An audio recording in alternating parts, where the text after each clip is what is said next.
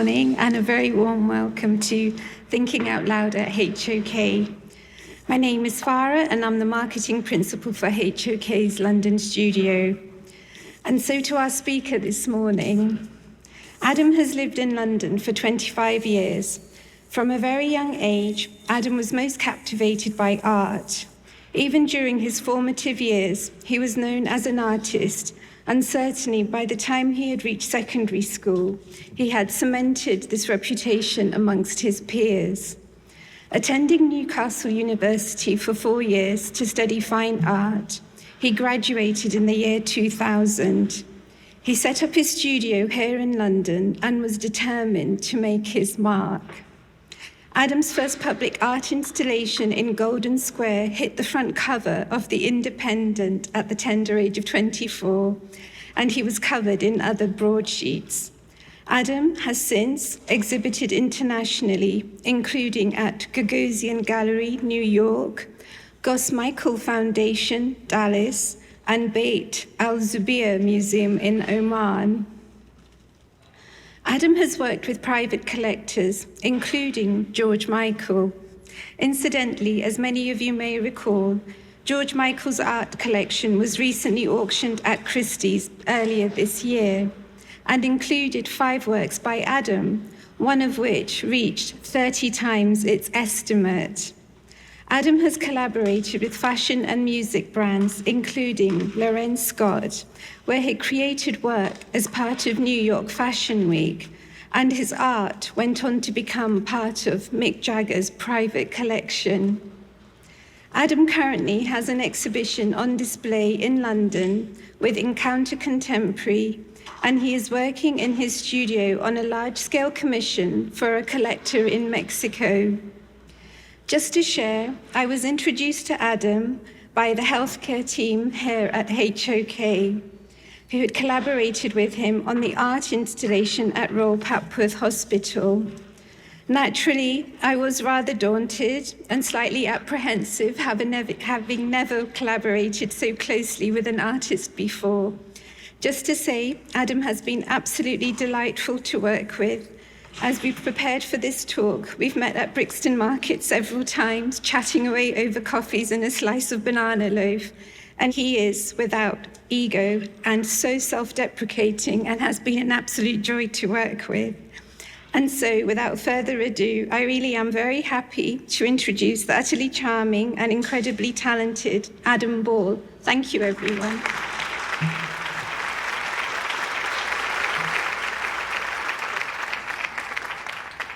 Thank you, Farah, for that kind introduction. I will try and be charming, failing that, at least remotely entertaining. And so, I should warn you, as an artist, I don't write often. It's not that I can't write, it's just I'm better with a paintbrush. As such, the last time I wrote anything of length was a while ago, and it took the form of a love letter, somewhat of a dying art, I fear. Of course, I'm not here to discuss this, but it's not a bad place to start, as art and romance are intrinsically linked. In both cases, you must follow with blind, irrational faith, even when you have little idea where you are going. To do either well, you must do it with reckless abandon, and at times, even self-sacrificially. Few consciously choose to be an artist, for in many ways, it just doesn't make sense. You start, and it can be hard to turn back. As much as it's possible to do so, I have dedicated my life in the pursuit of one thing. In fact, I've done nothing else. Anyone who has relentlessly followed a creative path will tell you it can take as much from you as it rewards. So why do it? Is one of the oldest professions becoming more or less relevant? Can an artist make a significant difference on today's fast-paced society? It is an odd thing, after all, to sit in a room all day on your own and create something that may never be seen. Over the next 20 minutes, I will attempt to shine some light on this. I first decided I wanted to be an artist when I was very young, which, it is fair to say, was received with a mixed response. Recently, my 8-year-old son looked at me with his big brown eyes and said, "I want to be an artist." Suddenly, I understood how my father felt all those years earlier. "Great, son," I said. Let's discuss this. For in reality, a studio is not the place you, aged 8, think it to be. It's an office with no furniture. And in my case, no heating. I like my studio sparse and cold. It's not a place to get comfortable in. I eat lunch every day on a concrete floor. Admittedly, I could buy a chair, but that would be to miss the point. Like every other artist I know, lunch is purely perfunctory and certainly doesn't involve drinking. And like most artists I know, we keep regular hours. I, for one, need a routine because to maintain a creative output over many years, I found a certain amount of structure to be essential. The life of an artist may now be very different from that of the past. But to succeed, there's the same need to be driven and focused as there is in any other field. Apart from the lucky few, that entails long hours and lots of mistakes. Isn't that the truth? I've made my fair share. Today's artist must, above all, have integrity. But also, and this may sound like an anathema, be a businessman and a communicator. If you can't communicate with your audience, you can't connect. I asked a major collector recently, one who meets lots of creatives and visits lots of studios, what's the most important trait an artist needs? His answer surprised me slightly. Be a good person. Learning to relate to your audience is essential. Art is communication. Visual art is a great leveler, and arguably more so than any of the other arts. Visual art has the ability to communicate across all societies and to speak equally to diverse populations. Contemporary art is almost always created for an international audience and to connect across cultures and across time. A painting from many centuries ago can communicate ideas of what it was to live then, in a way historical documents can't, but also communicate today with as much strength and relevance as it did then.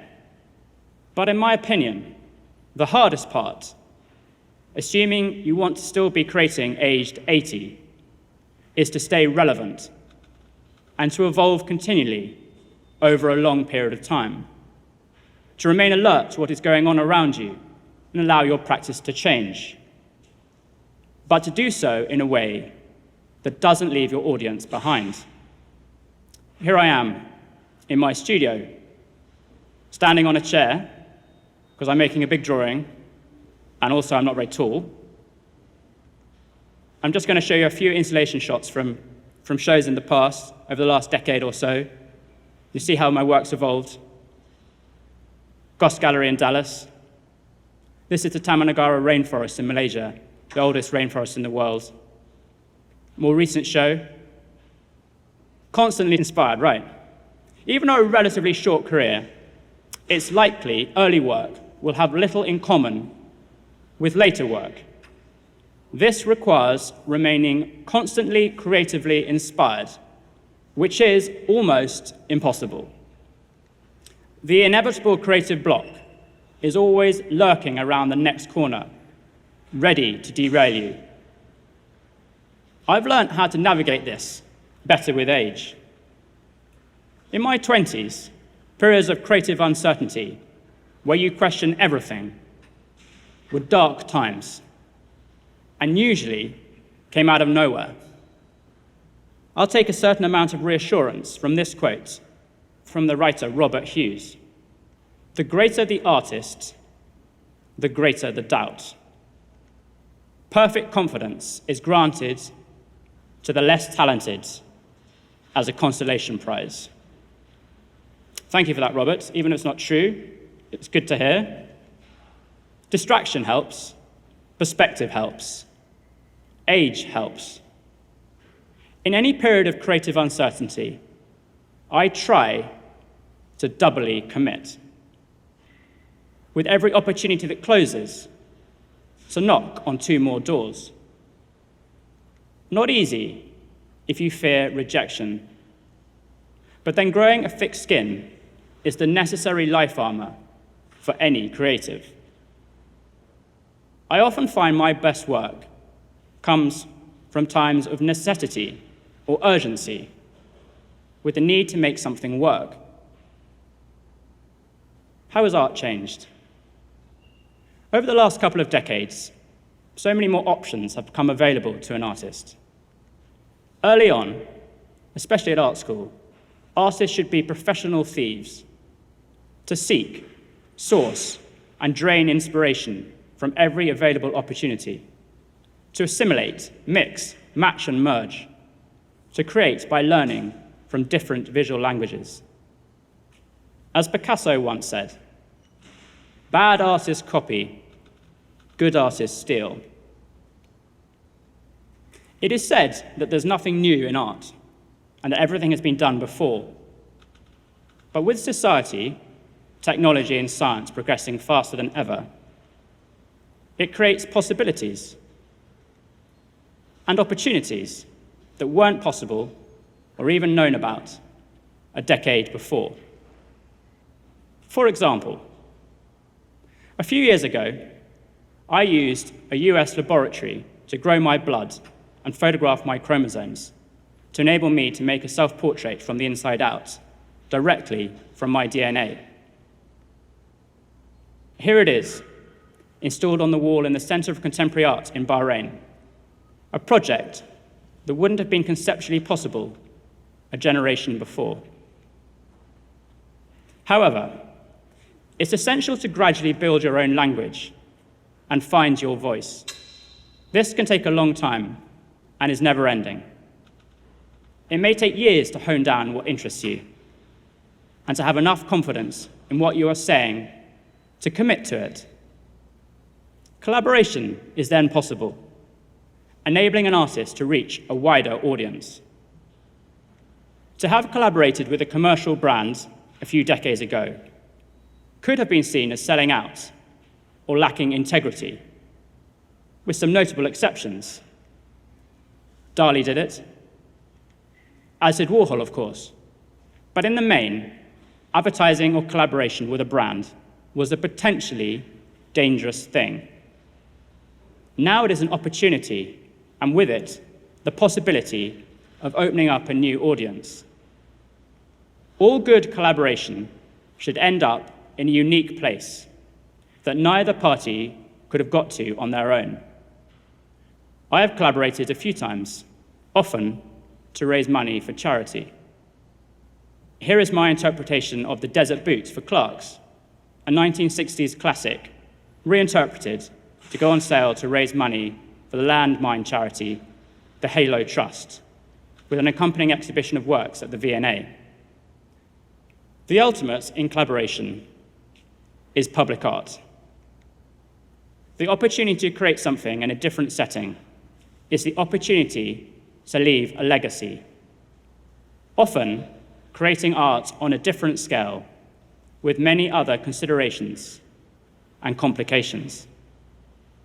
If you create a work of art and place it in a gallery, people choose to come and see it. Artwork exhibited in a gallery is likely to be for sale and then go on to multiple different venues. When public art is viewed, it is mostly viewed by people who haven't chosen to see it, and perhaps who've even helped pay for it.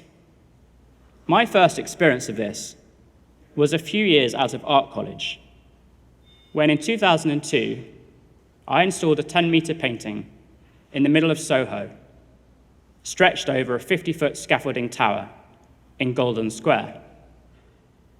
I work with many public bodies, but no public money, and I naively thought it would take 6 months, but it ended up taking over 2 years, something many of you can relate to, I'm sure.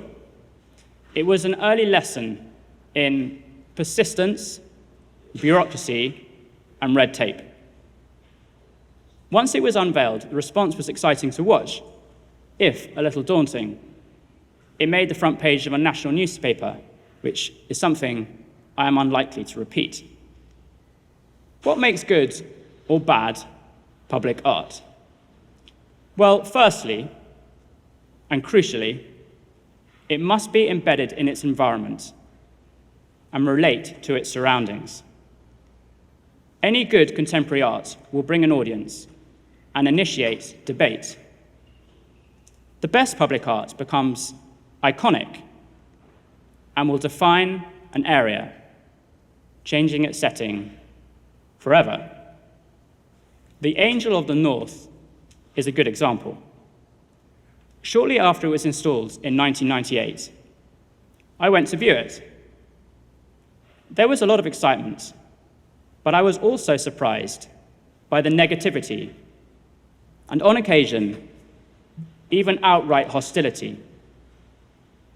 I spoke to people who lived in sight of it, and several made negative assumptions that weren't in fact correct. For example, people commented that the artist hadn't considered how it would age, when in fact, Corten steel is meant to rust and is a key element of the aging process. Others mentioned it was by a motorway and nobody would see it. But because of its location, it's seen by 33 million people a year, one every second, making it one of the most viewed works of art in the world. Not a bad way of putting Gateshead on the map. I occasionally go back, and most locals would concede it was worth the investment of $800,000. And it's been credited with accelerating the rate of business activity in the area, leading to the Angel era. How do we make art relate to its environment? It's a question I considered at length as I planned my recently opened installation at Royal Papworth Hospital.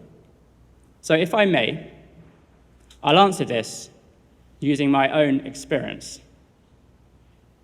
In a word, I think it's research. I wanted the imagery used in my artwork to be inspired by the people who work there, and for them to have some sort of ownership over it. I collaborated with as many people that would meet me. I met with the chemistry department and layered their breakthrough drug into the composition. I met with pharmacy, nursing, and on one occasion, I even observed a lead thoracic surgeon remove part of a man's lung. Not something for the light-hearted. Whether I succeeded in this is for others to judge, but I certainly did my best to engage people in the process and research the subject. Over an 8-year period, I worked with HOK on the project, which was opened earlier this year by the Queen. The artwork was made from white fabric, hand-cut with a surgical scalpel, about 50 square meters in total. I could not find a manufacturer who would commit to taking a pristine white piece of fabric, so the artwork was photographed in very high res, and I flew to a factory in Poland whose specialist printed the imagery onto glass, constantly finessing the technique until the texture and fray of the fabric was visible. The artwork is backlit by an LED lighting system and pre-programmed to change color slowly throughout the year, warm in the winter and cool in the summer. If you return often, you would gradually see the work evolve over time, sure in the knowledge that on the same day next year, it will be the same color, continually changing and yet constant. It's called Until the Day You Feel Good, and it's my hope there will be a moment of distraction as you arrive at the hospital. How can art improve recovery rates and mental well-being? At the start of the commission, I read the scientific reports that outline how patients recover more quickly if in sight of color or art. However, during the planning process, our 2-year-old daughter became unwell and ultimately needed surgery, a stressful period for any parent. But I remember what small visual differences made to our emotional state. We moved bed, and now in sight of light and color, and we almost instantly felt different. We were less stressed, and our daughter calmer. This gave me a real, visceral, emotional appreciation for the effects of color on the vulnerable. And so I engaged Jean-Gabriel Course on the project, a French color specialist who advised me on the effects of color on well-being and on mental health. As Jean-Gabriel stated, the gradually changing colors reflect the hospital as a dynamic place, evolving day after day. Color offers comfort and subtly enhances trust, which, in a project like this, is crucial in the wellness and healing journey. Art in hospitals. We are all evenly affected by color on a daily basis, but what is interesting is how we're affected by it. Whatever your race, age, or sex, it's the same. Orange, for example, helps boost optimism, inner strength, and happiness, and helps treat depression, negativity, stress, bereavement, or loss. Hence why there is a lot of orange on my installation during the winter. And fascinatingly, orange has a similar effect wherever you come from, whatever your profession, and even between humans and monkeys. Following the installation of visual art at Chelsea and Westminster Hospital, they revealed how it improved the mental well-being of patients receiving intrusive examinations, as well as ongoing treatments, such as chemotherapy. A study by the hospital's charity, CW+, discovered that art freed up beds earlier and reduced anxiety and even pain. 80% of women having a cervical examination stated that art had greatly improved their anxiety and experience. Even more remarkably, labor was 2 hours shorter when in sight of visual art. Having witnessed labor twice, I find this particularly extraordinary. For people having chemotherapy, levels of the stress hormone cortisol and feelings of depression dropped by 30%. For those having surgery, less anesthetic was needed. Hospital stays were on average 1 day shorter, and levels of cortisol nearly halved. Visual art has also been installed in Sheffield Children's Hospital and Guy's Hospital.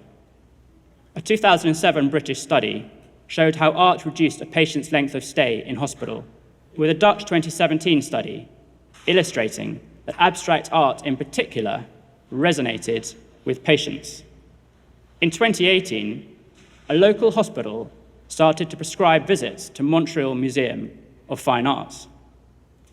Michael Mullins, co-author of a recent study on hospital art, believes that size, placement, colour, and movement all matter more than style, suggesting how the art is exhibited is as important as the art itself.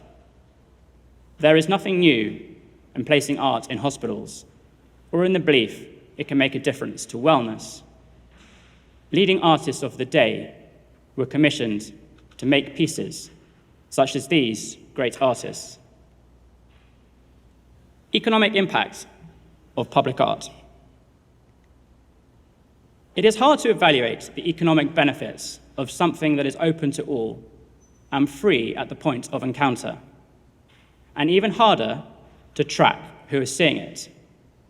However, to use one example, a temporary installation in New York by artist Olafur Eliasson saw 4 vast waterfalls installed across the city and drew an estimated audience of 1.4 million people. It cost this much to create, but it was estimated to have boosted tourism and local spending by this much, $69 million. Another temporary public art exhibition, called Chicago Cows on Parade, brought an estimated 2 million extra visitors to the city, with visitor spending estimated to have increased by $500,000 over the 3-month exhibition. One Chicago store saw a 40,000 boost in profits over its weekly projections, with other restaurants, hotels, and shops seeing a 20% increase in sales. A particularly successful example of a city that has embraced public art is Chicago. The city invested $500 million into Millennium Park, the location of the now world-famous Cloud Gates by Anish Kapoor. And this investment was estimated to have generated $2.6 billion in visitor spending and added $1.4 billion to local property prices, all within 10 years of its completion. To conclude, and then we can have some coffee. Successful public art should be so site-specific that it wouldn't work in any other context. The opposite of this is plop art, work that is made for a different environment and shipped in to improve a public site. But without the community connection, it is unlikely to succeed. An unfortunate example of this is Tilted Arc by the brilliant artist Richard Serra.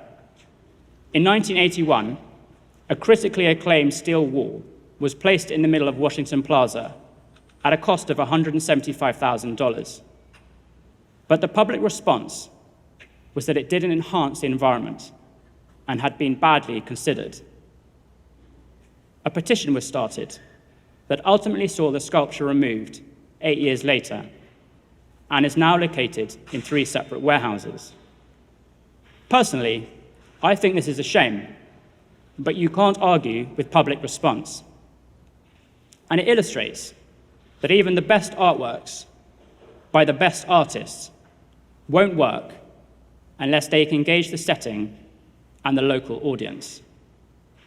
Even in this case, if a work has provoked debate and creative discourse, can it be seen as a failure, however unpopular it was? The Statue of Liberty was so disliked when it was donated by France to the US in 1884 that they nearly didn't raise the money to pay for the plinth alone, and is now iconic to the New York skyline. Public art may help regenerate an area or add to its beauty and have an economic impact on its city, but above all, it must inspire dialogue and add to the cultural debate. To finish, life as a creative, is it worth it? There may be easier ways to live a life but it gives you the opportunity to make a mark on society or leave something beautiful behind. And what can be better than that? And to any young creatives watching at home, be brave, be brilliant, and never look back, because in today's climate, you are needed more than ever before. Thank you.